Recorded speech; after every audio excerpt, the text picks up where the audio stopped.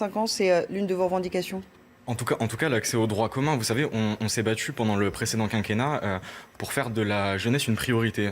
C'était dans les engagements de campagne de François Hollande. Et force est de constater qu'on a, sur ce point, réussi à tenir nos engagements. On a fait effectivement la garantie jeune, on a fait le tiers payant généralisé. Quand on parle d'accès au droit commun pour les jeunes, c'est extrêmement important.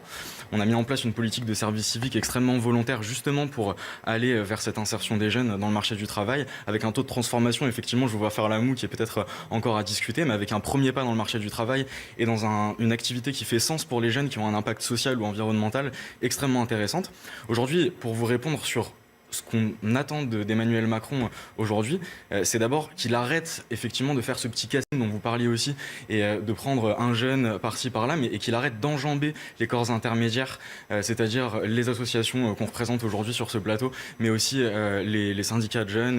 Bon, Et l'objectif, c'est de les mettre en avant donc, ces corps et donc, intermédiaires. alors, les mettre en avant, d'accord, mais dans ce cas, commençons par parler des revendications qui sont déjà sur la table. Aujourd'hui, on a effectivement un gel des bourses sous critères sociaux pour les jeunes aujourd'hui. Est-ce que dans le débat national, c'est quelque chose qui pourrait être remis en question?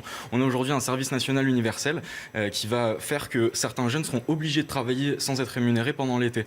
Quelles seront les réponses d'Emmanuel Macron là-dessus?